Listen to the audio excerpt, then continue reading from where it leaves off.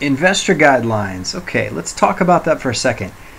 We want you guys to have the most efficient, quickest access to all our investor related information, be that matrices or overlays or regular product guidelines.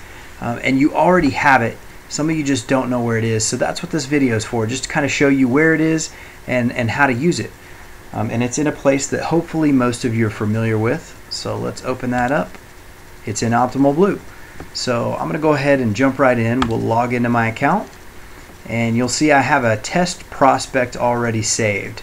Called it Test Search. And I'll go ahead and hit my product search icon. That brings up my parameter screen. So you can take a look at what I've got in here. I've got a $240,000 ADLTV purchase. I've got my FICO and DTI in there. It's primary residence, single family, and it's in Nevada. And it's a conforming 30-year fixed. So I'll go ahead and hit submit, and Optimal Blue is going to return a list of eligible products. And if you look here, we've got Freedom, Guild, AFR, and FAMC. Noticeably missing are two of our major investors, Caliber and Stonegate. So why aren't they there? I'm going to go ahead and roll down into ineligible products, and you can see there's Caliber with its conventional conforming 30-year fix, and I roll a little lower, and there's Stonegate. So if I want to know why are these showing up in the ineligible, I simply click this, and it'll show you what the disqualifier is. And here it says disqualifier, the state is Nevada, and so it pulled out that product, so it won't let us price or request a lock on a product that obviously Stonegate is unable to do.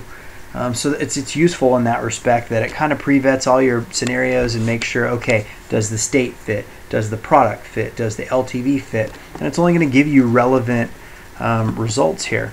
So just to prove that to you, we'll go back to our search here, and we're going to change this to Texas. And we'll use Harris County, and any county's fine. Okay, same parameters, and we'll click submit. And all of a sudden you've got Caliber and Stonegate showing up. Now that's the first thing. It's very useful to show you, what fits, what doesn't. But the other thing, and what this video was really about, was the investor guidelines, and they're right here. They're just often overlooked. So I wanted to point that out. You go over here to the left and you see this links column, and below it you see all these paper icons, and there's a paper icon next to each eligible product. You can literally just mouse over this and it's going to give you guideline documents. So there you go, and we can roll down here and any of these are clickable. We've got a seller's guide, a program summary, and an agency overlay. It's giving me an agency overlay instead of all of the documents, because I did a search for a conforming product.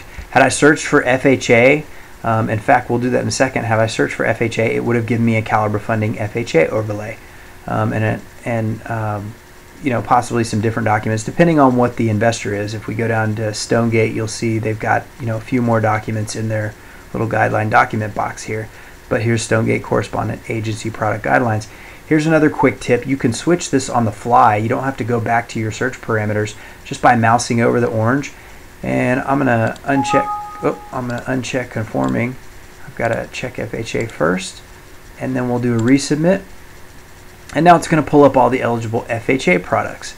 So here's Stonegate FHA, and if I mouse over that little links box, now I've got Stonegate Correspondent FHA Product Guidelines. So I can click on any of these. In fact, we'll click here and it opens up a new tab for me. Depending on what browser you're running and how you have it set up, it may save it as a document, a PDF for you. You can always do that if you wanted to. I could go File, Save As, and save this as a document for reference later on. But all my guidelines are here. Here's my overviews, my DTIs, all this stuff. One more quick tip: if you wanted to search for something, perhaps I don't know, property types, you can always use Control F, and that's going to pull up a little box. You can see mine pulled up here. Again, depending on which browser you're using, sometimes it pulls up down here. Could pop up anywhere, but you can search that entire document with this little find box, and that works in all sorts of documents. So we'll do a search for, let's say, how about manufactured? And we'll do a search, and boom. So I'm seeing FHA ineligible transactions, loan financing manufactured homes, leaseholds, or co-ops. So I know that those are ineligible. So that was a really quick way to find the information I needed without having to bug an underwriter. That way your underwriters can underwrite. We don't have to bother them, let them do the job, and get you the information you need as quickly as possible. So that's really the most efficient way to do this. I would encourage you guys to go ahead and get in here and play around with it a little bit. If you have any questions, give us a call. We'll do a join.me meeting with you, walk you through it. But this really is an underappreciated piece of software, just because everybody doesn't know all the features, but that's what we're here to teach you, and hopefully that helped you guys out. If you have any questions, like I said, feel free to reach out to the Lock Desk. Take care.